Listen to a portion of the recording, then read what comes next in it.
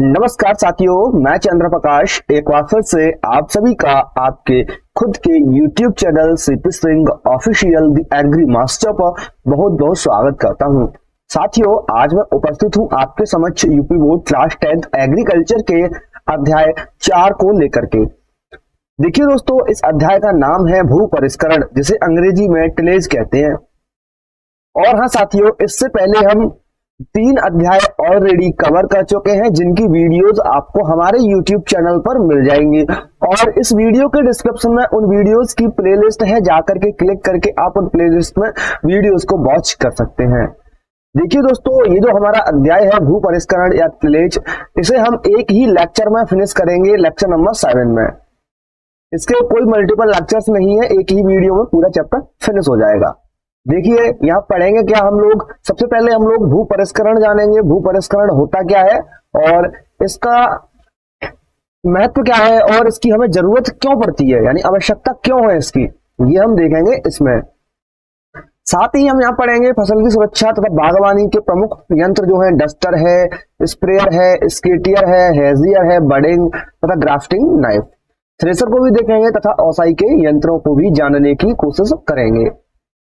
तो आगे बढ़ने से पहले आपसे एक विनम्र अनुरोध है कि आप यदि चैनल पर पहली बार आए हैं तो चैनल को सब्सक्राइब करने के बाद वीडियो को अपने मित्रों के साथ शेयर कर दीजिए, जिससे वह भी इस वीडियो को देखकर अपने ज्ञान को पराकाष्ठा तक पहुंचा सके और अपने एग्जाम की तैयारी बेहतर तरीके से कर सके। तो चलिए करते हैं वीडियो को स्टार्ट।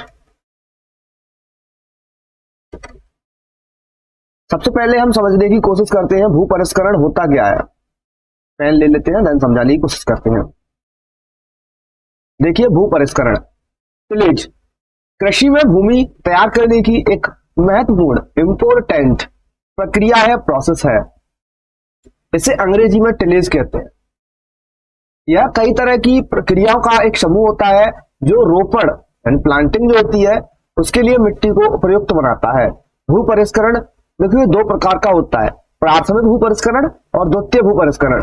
प्राथमिक भू परिष्करण यानी प्राइमरी टिलेज वह टिलेज होती है जो कि फसल बोने से पहले खेत में की जाती है, यानी कि हम कोई भी फसल अपने खेत में लगाना चाहते हैं उससे पहले जितनी भी एक्टिविटीज हम करेंगे अपने खेत में, चाहे वो जुताई हो, खेत को लेवलिंग करना हो यानी पाटा चलाना हो, डेले तोड़ना हो, जितना भी हम काम करेंगे ना बोने से पहले, वो प्राथमिक भू परिष्करण में आएगा, प्राइमरी टिलेज में आएगा।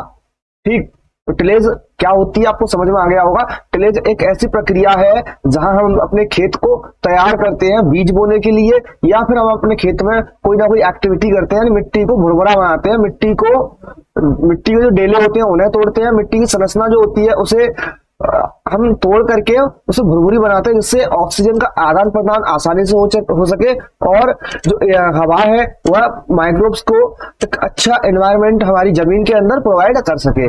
इसीलिए हम लोग टिलेज को अपनाते हैं, टिलेज को करते हैं, इसलिए इसका बेहद आवश्यक है। अब देखिए, बाद की जो टिलेज होती है फसल बोने के बाद, यानी निराई गुड़ाई जितने भी बाद में एक्टिविटीज की जाएंगी, जितने भी कल्चरल ऑपरेशंस किए जाएंगे, वह हमारे सेकेंडरी टिलेज या द्वितीय भू परिष्करण के अंतर्गत आएंगे। तो यहां तक आपको समझ में आया भू परिष्करण क्या है और भू परिष्करण कितने प्रकार का होता है।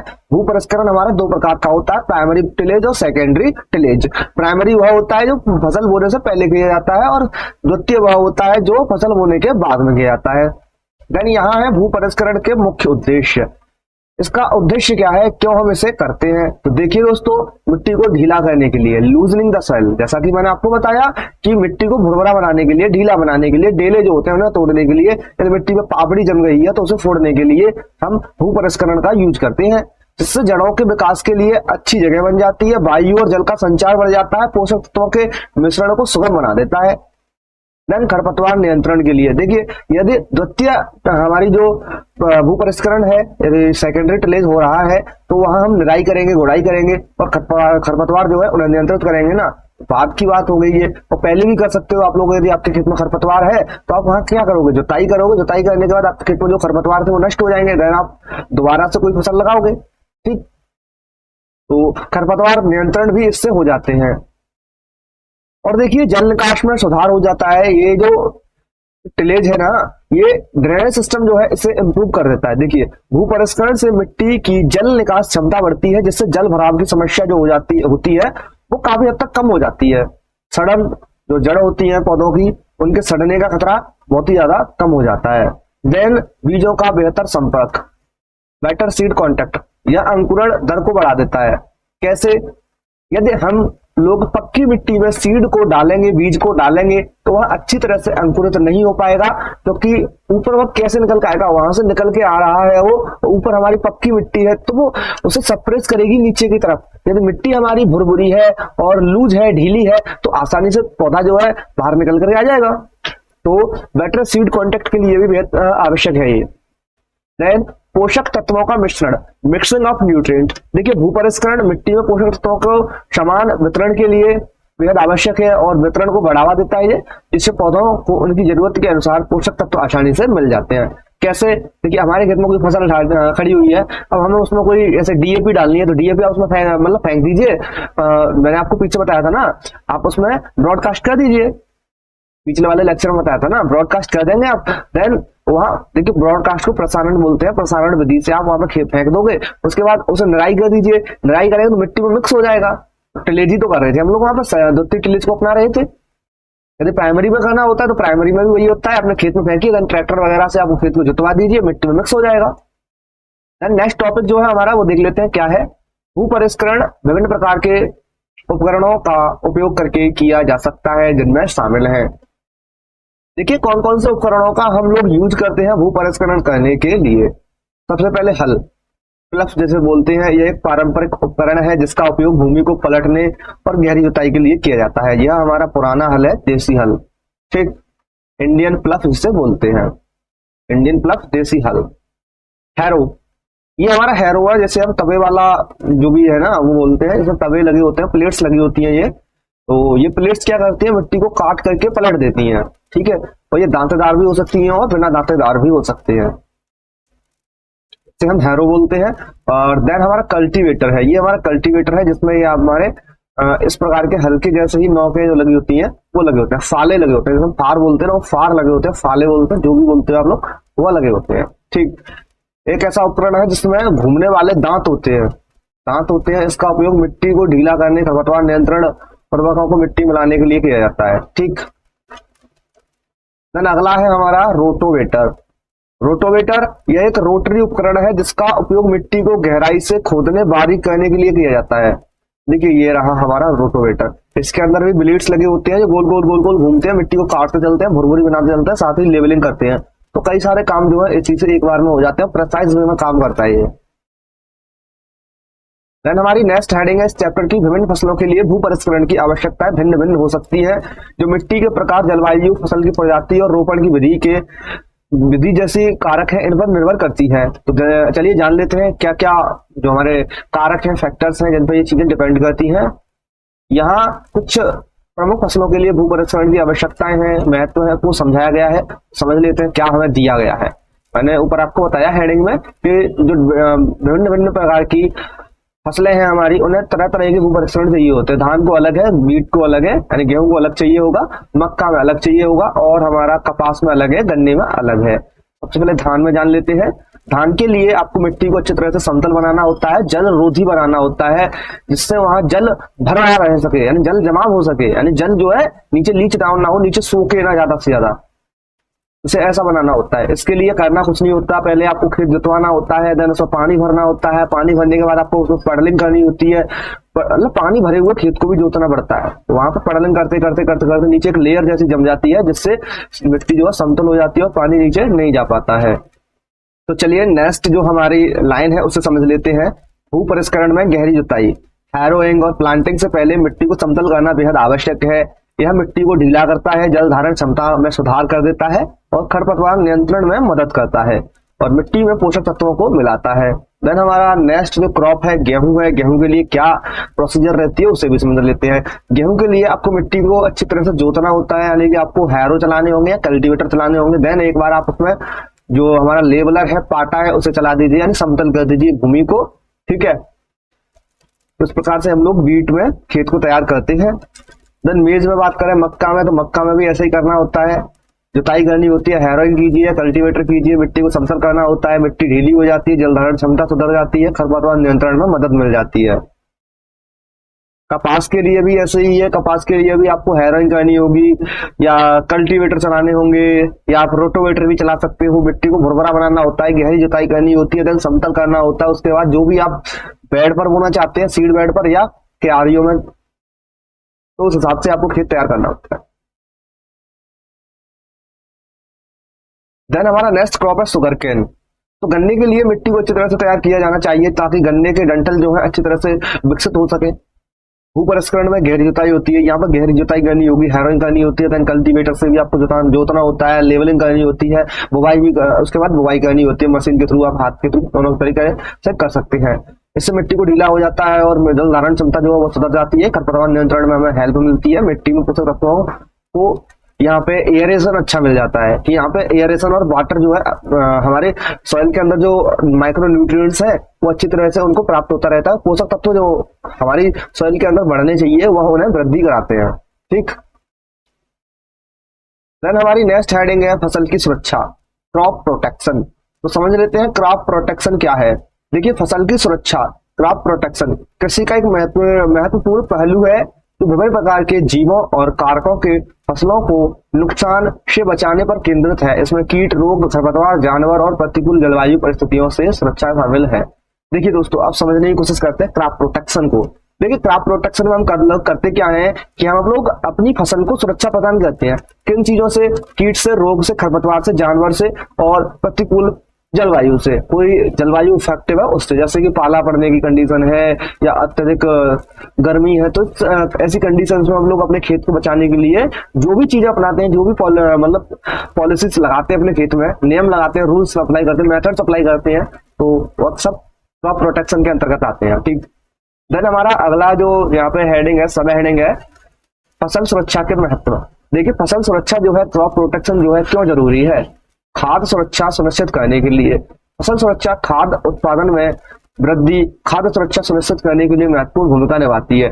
यदि हम लोग अपनी फसल की सुरक्षा नहीं करेंगे तो हमें भोजन जो है, फूड जो है, अनाज जो है वह नहीं मिलेंगे, बिल्कुल भी नहीं मिलेंगे, क्योंकि हमारी फसल जो है या तो बीमारी से या जानवर से या कीट से, पतंगों से नष्ट हो जाएगी। फिर हमें क्या मिलेगा? कुछ नहीं मिलने वाला। किसानों की आय में वृद्धि। देखिए, फसल को हमने अगर हानि से बचा लिया तो हमें अच्छी आय प्राप्त होगी, यानी अच्छी पैदावार मिलेगी। अच्छी पैदावार मिलेगी तो हमारी आय में भी वृद्धि होगी। देन हमारा पर्यावरण संरक्षण है। अत्यधिक कीटनाशक उपयोग से बचने के लिए टिकाऊ फसल सुरक्षा रणनीतियां पर्यावरण को बचाने में मदद करती हैं।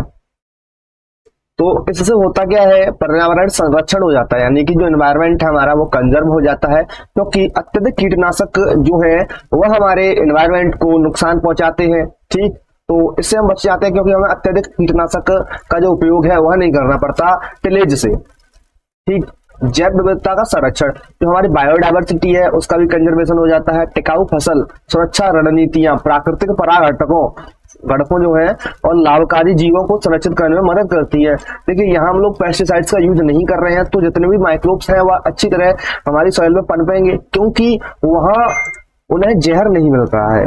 पेस्टिसाइड जहर का काम करते हैं, माइक्रोब्स को मार देते हैं, क्योंकि इनडायरेक्टली हम उसे कीटों से बचाने के लिए ही तो लगाते हैं पेस्टिसाइड को, लेकिन फिर भी वो हमारे हेल्पफुल जितने भी माइक्रोब्स है ना उनको भी नष्ट कर देते हैं। तो वो यहाँ पर नष्ट नहीं होते और जैव विविधता जो है वह संरक्षित रहती है। देन हमारा नेक्स्ट सब हेडिंग है फसल सुरक्षा के तरीके। देखिए, फसल सुरक्षा को बचाने के लिए कुछ तरीके हैं। यहाँ पर फसल को बचाने के लिए, फसल की सुरक्षा के लिए कुछ तरीके बताए गए हैं।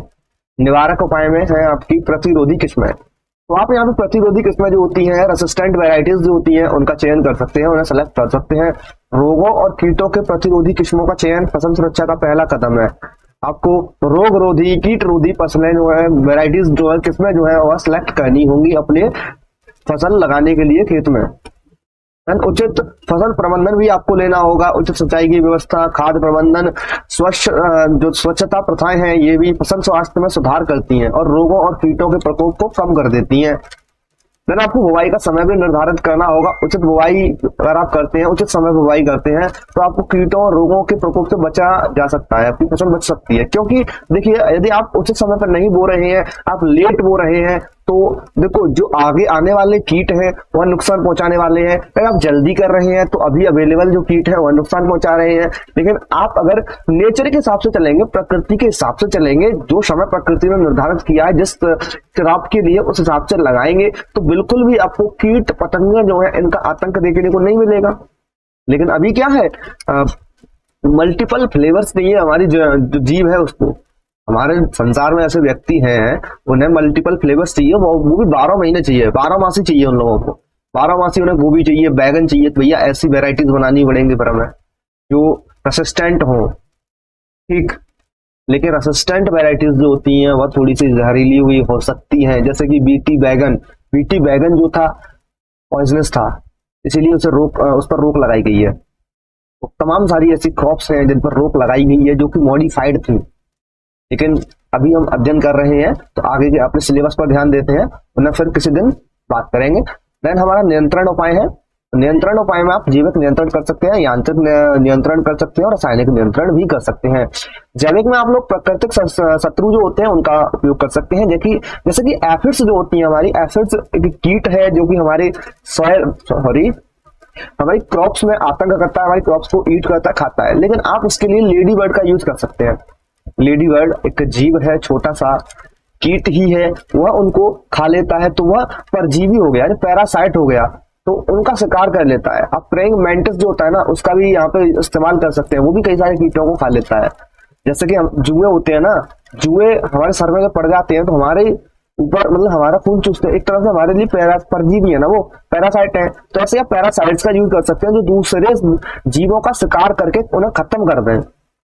देन हमारा यांत्रिक नियंत्रण है। यांत्रिक में आप खरपतवारों को हटाने के लिए कुछ कीटों और देन हमारा यांत्रिक नियंत्रण है, जैसे कि खरपतवारों को हटाने और कीटों के नियंत्रित करने के लिए हाथ से निराई करें, गुड़ाई करें, यांत्रिक उपकरण जो होते हैं उनका इस्तेमाल करें। ठीक ना। रासायनिक में आप लोग कीटनाशक, कवकनाशक, खरपतवार नाशकों का उपयोग कर सकते हैं, ठीक, गंभीर मामले में। देन लास्ट एक हमारा जो बचता है वह है IPM, एकीकृत फसल सुरक्षा, integrated pest management. Integrated pest management या एकीकृत फसल सुरक्षा एक ऐसा सिस्टम है जहां हम एक ही मेथड पर डिपेंड नहीं रहते हैं। यहाँ हम सारे के सारे जितने मेथड्स हैं उनका एक साथ यूज करते हैं। ये 3 जो मेथड मैंने बताए, इन तीनों को एक साथ उपयोग में लाते हैं। ठीक, तो इसे क्या कहते हैं हम लोग? इसे कहते हैं एकीकृत फसल सुरक्षा या फिर IPM या इंटीग्रेटेड पेस्ट मैनेजमेंट। जैसे कि जैविक नियंत्रण, यांत्रिक और रासायनिक नियंत्रण सभी को एक साथ मिक्स करके लाया जाता है, सभी को इंटीग्रेट किया जाता है, एकीकृत किया जाता है, तब हम इसे यहाँ पे अप्लाई करते हैं। देखिए, फसल सुरक्षा में चुनौतियां हो सकती हैं कुछ, जैसे कि कीटों और रोगों का प्रतिरोधक होना। कीट और रोग जो होते हैं समय के साथ कीटनाशक जितनी भी हमारी पेस्टिसाइड्स, फंगिसाइड्स, इंसेक्टिसाइड्स, इनकी प्रतिरोधकता यानी कि इनके प्रति रेसिस्टिविटी, टॉलरेंसी क्रिएट कर लेते हैं, डेवलप कर लेते हैं, जिससे वह इन चीजों से मरते नहीं है। जैसे कि पंजाब में कुछ किसानों ने बताया था कि जो हमारा एक आइसोप्रोट्यूरन होता है, आइसोप्रोट्यूरन एक हर्बिसाइड है या खरपतवार नाशी बोल सकते हैं, वीडिसाइड बोल सकते हैं। यह हमारा गेहूं के मामा को खत्म करने के लिए यूज में लाया जाता है। लेकिन पंजाब के कुछ किसानों ने बताया कि गेहूं के मामा ने इस केमिकल के प्रति टॉलरेंसी क्रिएट कर ली है, टॉलरेंसी विकसित कर ली है, यानी कि वह इससे खत्म नहीं होता है कहीं कहीं। इसके लिए फिर हमें अलग जो केमिकल्स है उनका इस्तेमाल करना पड़ सकता है। देन हमारा अगला जो यहाँ पे हेडिंग है पर्यावरणीय प्रभाव, पॉइंट है, हेडिंग नहीं है। पर्यावरणीय प्रभाव यानी कि हमारा जो एनवायरमेंट है उस पर क्या इफेक्ट है। रासायनिक नियंत्रण का अत्यधिक उपयोग मिट्टी और जल प्रदूषण का कारण बन सकता है। भैया ये तो बनता ही बनता है। यहाँ पे हम लोग रासायनिक का यूज कर रहे हैं तो हमारा नेचर जो है वहां पे पॉल्यूशन होगा, जल प्रदूषित होगा, मिट्टी प्रदूषित होगी, तो हमें यहाँ पे पर्यावरण में जो प्रभाव है वह देखने को मिलेंगे। जैव विविधता को नुकसान पहुंचेगा क्योंकि यहाँ हम रासायनिक चीजें यूज कर रहे हैं, तो जितने भी हमारे लाभकारी जीव हैं उनको भी नुकसान पहुंचेगा। ठीक, ये हमारे कुछ चुनौतियां हैं। देन बागवानी के कुछ प्रमुख यंत्र है, हमारी नेक्स्ट हेडिंग है इस चैप्टर की। यहाँ सबसे पहला जो यंत्र है डस्टर है। देखिए फ्रेंड्स, डस्टर मैं यहाँ पे इमेज नहीं लगा पाया, भाई माफी चाहूंगा, इमेज नहीं लगा पाया हूँ। तो मैंने ऊपर सारी की सारी इमेज लगा रखी थी लेकिन यहाँ इमेज नहीं लगा पाया। तो अब देखो करना क्या है, इमेज तो लगी नहीं है, आपको कैसे पहचान में आएगा? पहचानने के लिए आप इंटरनेट पर सर्च करोगे, ठीक, इन सारी इमेजेस को देखोगे दिखती कैसी है, डस्टर कैसा दिखता है। ठीक, सारी चीजें आप वहां पे देखना। यह एक ऐसा यंत्र है जिसका उपयोग पौधों पर कीटनाशक पाउडर जो होता है, धूल जो होती है, उसे छिड़काव करने के लिए उपयोग में लाया जाता है। डस्टर दो प्रकार के हो सकते हैं, हाथ से चलाने वाले और मोटर चालित। हाथ से चलाने वाले डस्टर छोटे बगीचों के लिए उपयुक्त हैं, जबकि मोटर चालित बड़े बगीचों के लिए उपयुक्त है। ठीक, देन हमारा स्प्रेयर है। स्प्रेयर एक ऐसा यंत्र है जो तरल जो हमारे उर्वरक होते हैं, कीटनाशक होते हैं, अन्य रसायन जो होते हैं, उन्हें छिड़काव के लिए यूज में लाया जाता है। स्प्रेयर भी हमारे कई प्रकार का हो सकता है, हाथ से चलाने वाला हो सकता है, बैकपैक स्प्रेयर हो सकता है, ट्रॉली स्प्रेयर हो सकता है और मोटर चालित स्प्रेयर भी हो सकता है। देन स्प्रेयर का चुनाव बगीचे के आकार और आवश्यकताओं के अनुसार हमें करना होता है। ठीक, छोटा बगीचा होगा तो हाथ से चलाने वाले में आप जो स्प्रेयर है इसका यूज कर सकते हैं। यदि बड़ा बगीचा है तो मोटर चालित का आपको यूज करना होगा।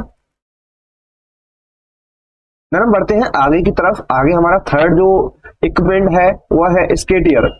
स्केटियर जो है, स्केटियर या स्केटियर जो भी है हमारा, यह एक तेज ब्लेड वाला हाथ का उपकरण होता है। यह हाथ से चलाया जाता है। इसका उपयोग जो होता है पौधों की शाखाएं, टहनियां, पत्तियों को हटाने के लिए यूज में लाया जाता है। स्केटियर है, कैंची जैसा होता है भाई ये।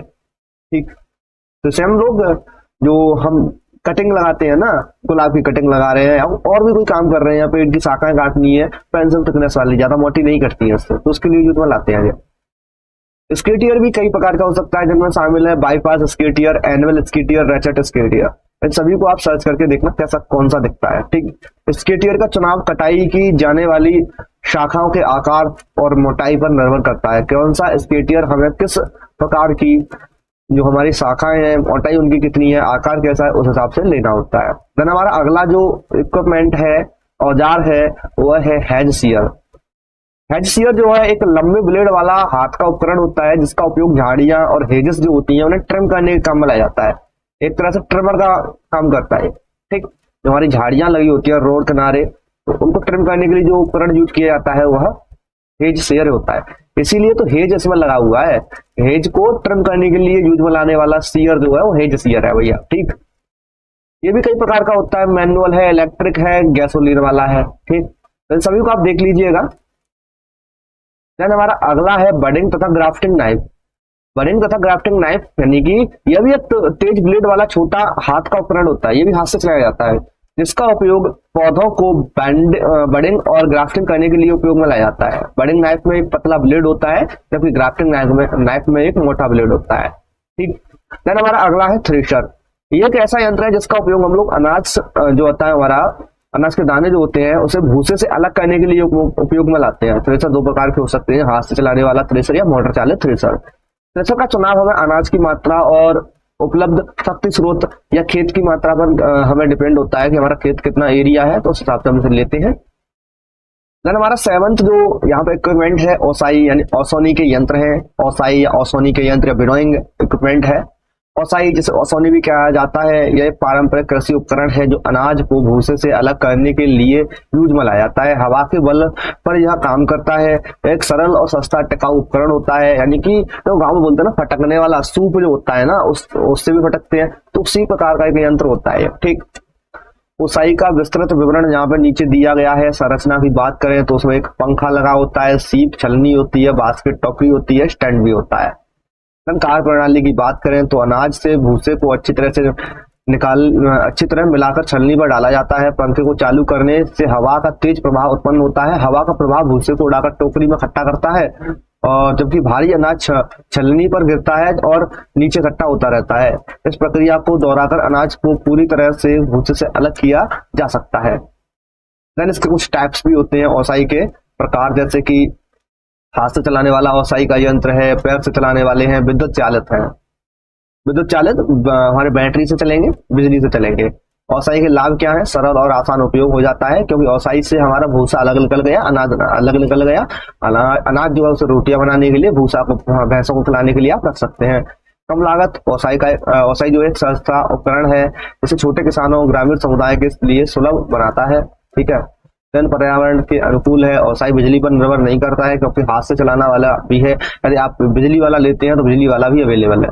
कार्य की क्षमता की अगर बात करें तो ओसाई अनाज को भूसे से प्रभावी ढंग से अलग कर सकता है, जिससे शुद्ध और उच्च गुणवत्ता वाला अनाज हमें प्राप्त हो जाता है। तो फ्रेंड्स इस प्रकार से यह पूरा चैप्टर फिनिश हो चुका है। और फिर भी यदि आपका कोई डाउट रहता है, कोई भी टॉपिक ऐसा है जो आपकी समझ में नहीं आया हो, वीडियो को रिवाइंड करके जरूर देख लीजिएगा एक बार, जिससे आपकी समझ में आ जाए। हमारा यह अध्याय जो था अध्याय 4 भू परिष्करण कंप्लीट यहाँ पे हो चुका है। ठीक, यहाँ हमने पूरी अध्ययन कर लिया है भू परिष्करण क्या था। ठीक, अब हम मिलेंगे आपसे नेक्स्ट वीडियो में नेक्स्ट चैप्टर के साथ, जहां हम अध्याय नंबर 5 की बात करेंगे। ठीक है, तो उसके साथ हम मिलेंगे आपको नेक्स्ट वीडियो में, वहां हम लेक्चर नंबर 8 आपको समझाने की कोशिश करेंगे। और हाँ दोस्तों, यह सीरीज हम आपके लिए चला रहे हैं, तो कृपया करके एक बार चैनल को सब्सक्राइब तो कर लीजिए यार, क्योंकि लेक्चर रिकॉर्ड करने में बहुत मेहनत लगती है। जैसा कि मैंने इस लेक्चर को रिकॉर्ड किया है तो बहुत मेहनत लगी है, तब जाकर कंटेंट मैंने बनाया, फिर जाकर के इसे मैंने रिकॉर्ड किया है, देन इसे मैं एडिट भी करूंगा, बहुत टाइम इसमें खराब होगा। तो टाइम का कुछ आप हमें दीजिए क्रेडिट, कुछ क्रेडिट नहीं है आपसे ले रहे, वैसे तो पैसा वैसा कोई नहीं ले रहे, बस छोटा सा क्रेडिट है। चैनल को सब्सक्राइब कीजिए, वीडियो को लाइक कीजिए, शेयर कर दीजिए अपने मित्रों के साथ में, कमेंट कर दीजिए एक प्यारा सा, जिससे यूट्यूब हमारे कंटेंट को, हमारे लेक्चर को और व्यक्तियों को रिकमेंड करे। देखिए, जितना आप हमारे वीडियोस पर कमेंट करेंगे उतना ही यूट्यूब को पता चलेगा कि वीडियो चल रही है, तो इसे और व्यक्तियों को भी दिखाएं, तो यूट्यूब फिर औरों को भी दिखाएगा, जिससे हमारा भला हो जाएगा, और कुछ नहीं है दोस्त। चलिए मिलेंगे आपसे नेक्स्ट वीडियो में, तब तक के लिए जय हिंद जय भारत।